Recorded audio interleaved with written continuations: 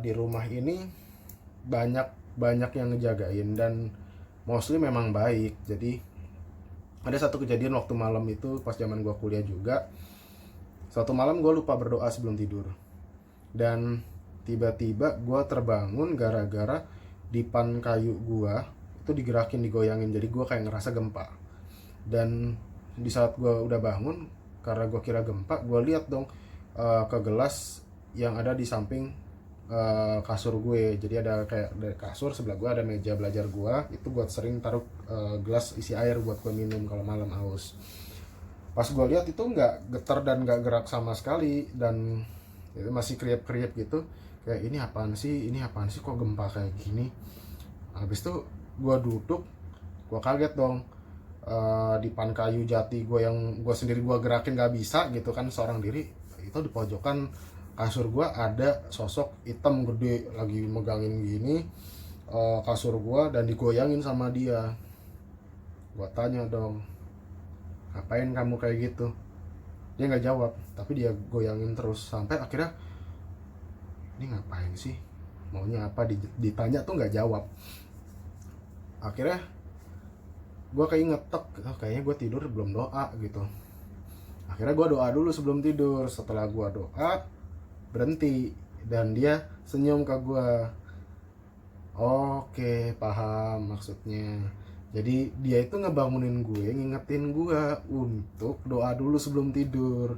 Jadi memang sosoknya tuh hitam gede dan ya lumayan ini ya, kalau misalkan orang sini tuh nyebutnya mungkin genderuwo gitu kan. Dan memang dia posisinya tuh di pojokan kamar gue, ada di pojokan kamar. Tapi dia nggak ganggu. Nah kayak tadi contohnya, dia tuh bukan gangguin gue, tapi dia malah ngasih tahu kalau tidur tuh doa dulu, jangan langsung asal tidur gitu. Terus ya setelah gue doa dan selesai dan dia senyum, dia balik lagi ke pojokan. Gue nyeleneh sih, tapi ini beneran terjadi gitu. Dan gue say thank you, makasih ya udah bangunin, udah ngingetin doa. Besok kalau lupa ingetin lagi. Gue ngomong gitu ke dia dan dia cuma ngangguk ya oke. Nah itu kejadian yang menurut gue unforgettable moment lah, itu lucu buat gue. Dan selanjutnya tuh ada momen dimana ya kan gue sempat cerita di vlog sebelumnya kalau rumah Depok ini 2 lantai. Di lantai 2 ini memang lumayan banyak aktivitas di situ. Aktivitasnya tuh dalam rupa, ini gue merinding gue cerita gini. Aktivitasnya tuh berupa suara langkah kaki, jalan mondar mandir. Jadi kalau misalkan kalian punya rumah lantai 2 itu ada void gitulah, jadi nggak full lantai semua, jadi separuh. Terus dari atas tuh bisa ngeliat ke arah bawah. Nah di lantai 2 ini memang kayak suara plek plek plek langkah kaki, tapi nggak ada orang di atas, jadi cuman kita berempat dan posisinya di lantai 1 semua. Sampai suatu malam pas adek gue lagi belajar di ruang tengah, di bawah bolongan yang void itu, tiba-tiba dia ke kamar gue. Kok itu apa ya, kok dari tadi tek tek tek tek jalan gitu. Dan adek gue ngerasa diliatin. Gue temenin lah akhirnya ke ruang tengah itu, gue temenin. Dan gue lihat dong ke atas. Oh kamu, gue bilang gitu. Gue tahu dia siapa gitu, dan gue nggak expect dia mendengarkan ngasih tunjuk bunyi langkah kaki. Dan pada saat gue ngeliat ke atas, gue tanya mau ngapain. Ya aku penasaran adikmu ngapain. Ya dia lagi belajar, jangan gangguin, gue bilang. Ya aku kan pengen tahu gitu, makanya aku lihat ke bawah. Dia bilang dia jalan mondar mandir, perhatiin dan jagain sebenarnya. Tapi ya memang yang di atas tuh usil, gue akuin. Tapi itu jadi momen dimana kesempatan gue untuk ngajarin adik gue berdoa. Jadi pas malam itu gue balik lagi ke kamar, gue ngambil kalung rosario gue yang biasa gue buat doa, dan gue bilang ke adik gue, udah ini aku taruh sini buat nemenin kamu. Nanti kalau kamu mau belajar doa rosario, ntar ke kamarku aja aku ajarin. Dan dia bilang, wah kalau misalkan semuanya aku nggak hafal gitu. Dan gue bilang ke adik gue, kamu nggak perlu hafal semua peristiwa doa rosario, kamu cukup satu, kamu yakinin dan doanya benar gitu, itu nggak masalah kok. Oh iya, akhirnya ya udah, Habis dia belajar, dia ke kamar gue dan gue ajarin doa Rosario. Dan ya bener aja, dari setelah gue taruh Rosario itu dan adik gue mulai belajar, yang di atas sudah anteng. Ya satu, karena gue kasih tahu untuk jangan gangguin. Kedua ya memang itu power of doa itu memang gede banget gitu. Selanjutnya tuh rumah gue ini memang kayak gue bilang unik gitu. Di bagian depan tuh ada kayak taman di hook gitu kan, memang kita rumah itu di hook, jadi tamannya lumayan luas bentuk letter L. Nah di taman itu ada 2 pohon palem. Nah 2 pohon palem ini jenis yang sama dengan tinggi yang sama, jadi kayak seolah-olah gue bilang tuh kembar. Dan di masing-masing pohon palem ini ada anggreknya, ada apa paku-pakuan ekor kuda apa segala macam, yang kalau kalian tahu tanaman pasti kalian tahu. Nah di dua pohon ini itu memang ada yang nungguin. Gue tahu bentuknya perempuan, warna merah. Kalau misalkan para senior itu bilang tante atau Miss K, ya itulah Miss K, warna merah gitu bentukannya. Dan yang satu sih anteng, yang jadi pohon palem yang dekat kamar gue tuh anteng, tapi yang dekat teras depan ini agak ganjen gue bilangnya. Kenapa gue bilang ganjen? Karena tiap kali ada tamu temen gue gitu datang, cowok gitu, dan lumayan penampilannya bagus, pasti dia kayak cari perhatian itu kayak ini kondisi taman tuh nggak ada angin yang berembus, jadi semua daun-daunnya diem semua kecuali satu daun di pohon paku-pakuan. Jadi kalau misalnya ada teman gue cowok dan penampilan dan apa perawakannya bagus dan dia suka, itu pohon paku-pakuan daunnya tuh yang cuma satu itu doang, itu goyang sendiri. Awalnya pelan, awalnya kenceng, kayak ada yang ngelayutin gitu loh, kenceng, nampilin, nongolin gitu.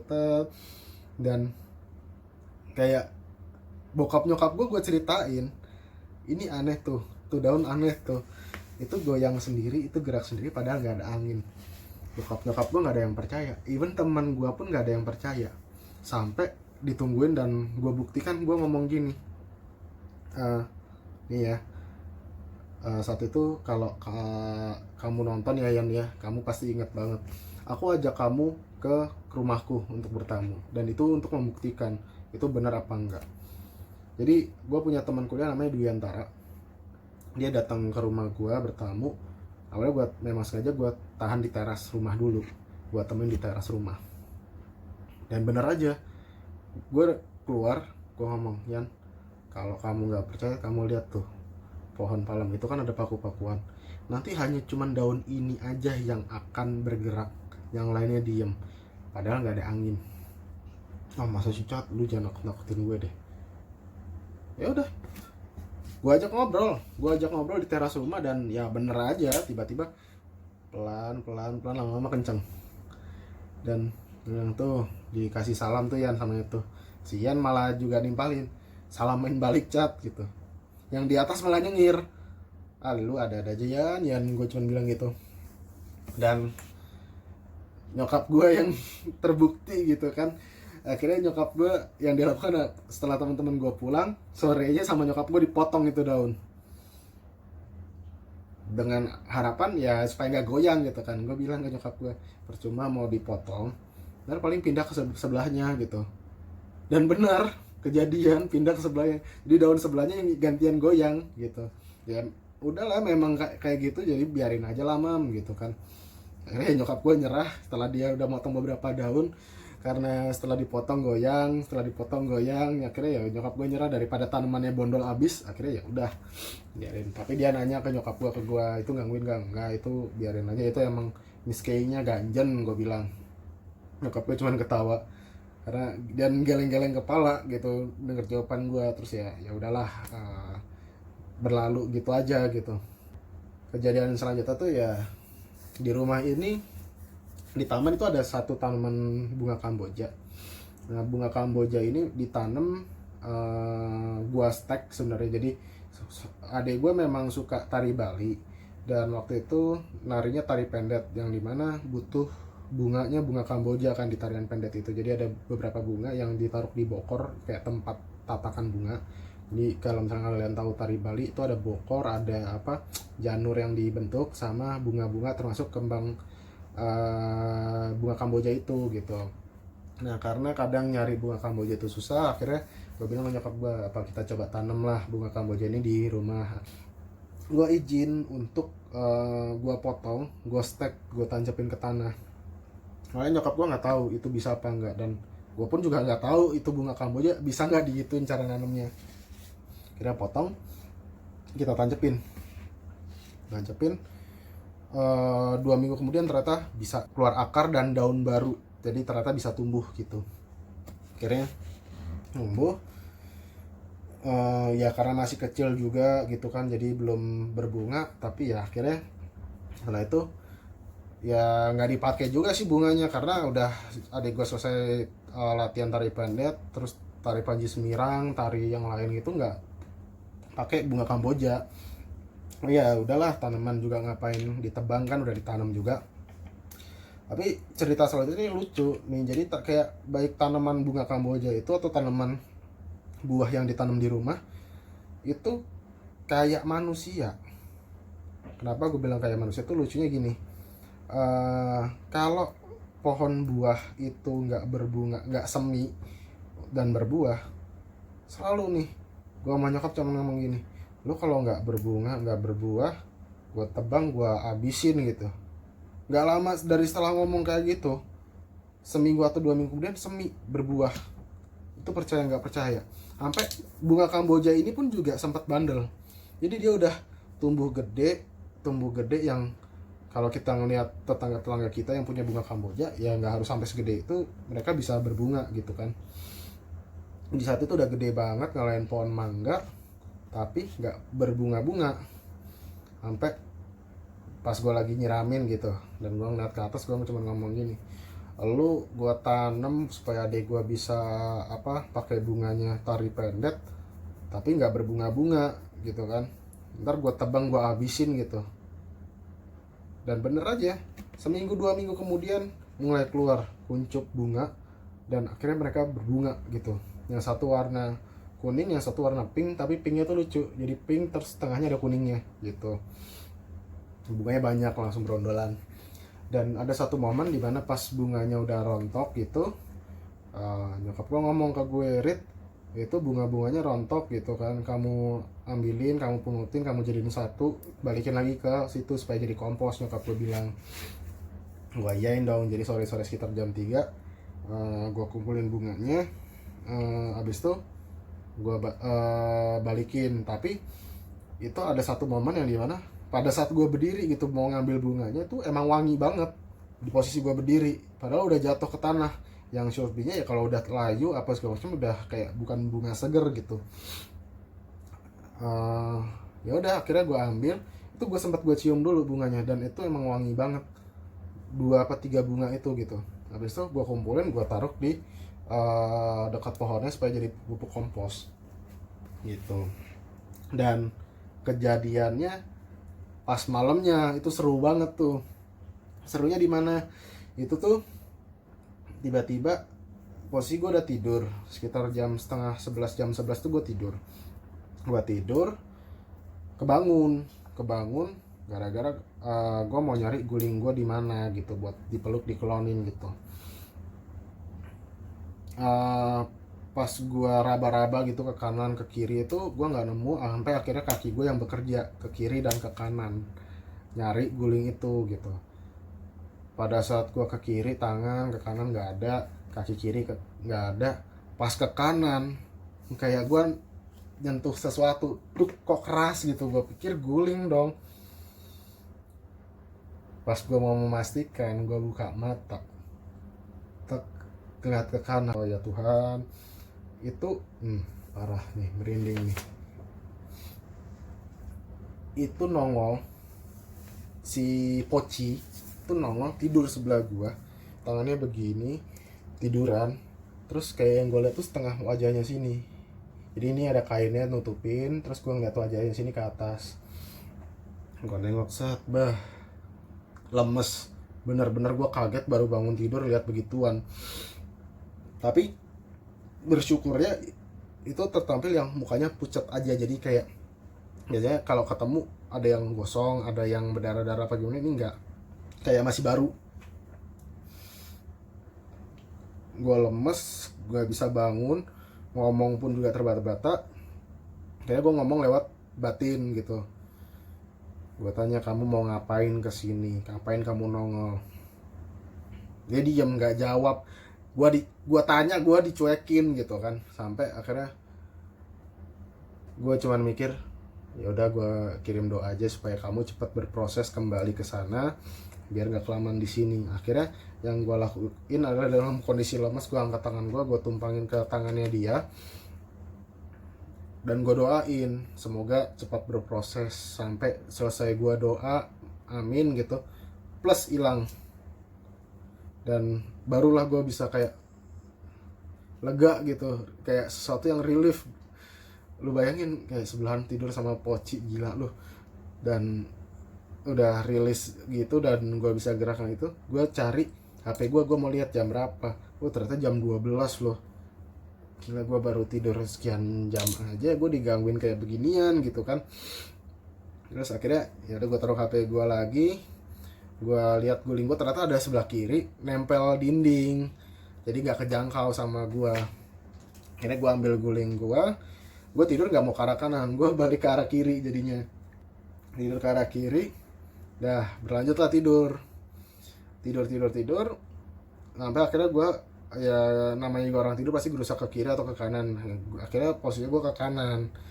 Dan pada saat gue jam sekitar berapa, jam 3-an kali ya saat itu, ya jam 3 gue kebangun, ngerasa perasaan gue nggak enak gitu. Di belakang gue kayak ada something melek. Memastikan dong, gue lihat ke belakang, itu hitam berbulu gede. Parah nih parah, hitam berbulu gede. Dan gue ngomong gini, kalau yang ini gue malas banget nyentuhnya, udah bodo amat, gue nggak mau sentuh. Ya berbulu gede hitam, terus kayak gue ngeliat sini ada taringnya dan matanya merah. Dan gue ngomong ke diri gue sendiri, kalau yang satu ini gue nggak mau pegang, geli bulu gitu kan. Dan akhirnya gue tanya juga dong, kamu ngapain nongol? Nggak jawab juga, sama aja gue tanya dicuekin sama dua makhluk ini gitu kan. Sampai akhirnya gue nggak mau sentuh deh, gue cuma doain aja gitu loh. Gue nggak tahu lu mau apaan, gue nggak punya apa-apa, gue bilang. Akhirnya gue merem, gue doain, puff, hilang. Terus kayak sama, gue ambil HP lagi, gue cek lagi jam berapa sih ini. Anjir, baru jam 3 men. Akhirnya ya udah, gue sebelum gue lanjut tidur lagi, gue doa. Sebelum tidur gue doa lagi untuk kedua kalinya, doa sebelum tidur. Ya doa, tidur lagi. Udah tuh pagi-pagi kayak gimana sih, kayak badan lu lemas, serasa habis digebukin orang gara-gara dua makhluk itu nongol jam 12 sama jam 3. Kayak god damn it, malam-malam gue nggak nyenyak, tidur gue ditongolin kayak begini lagi, tidur samping-sampingan, parah banget. Ya gitulah guys, rumah gue unik bin ajaib. Tapi dari semua itu gue cerita seperti ini bukan menjadikan apa ya, kalian parno dan takut ya, karena ya semua tempat pasti ada yang nungguin, ada yang nempatin juga ya. Dan kita tidak bisa memungkiri, kita pun tinggal di tempat yang sama, cuman beda alam. Tapi mereka bisa lewat seliuran, tapi ya kita nggak akan bisa lihat untuk orang-orang yang tidak punya kemampuan. Tapi ya so far, janganlah kalian takut untuk tidur sendiri atau beraktivitas sendiri. Kalian punya Tuhan, kuasanya lebih besar. Jangan lupa berdoa. Oke, thank you for watching. Jika kalian penasaran dengan video gue selanjutnya, kalian bisa klik tombol subscribe, like, dan komen. Dan nyalakan tombol lonceng kalian supaya kalian tidak ketinggalan update gue selanjutnya. See you in the next video.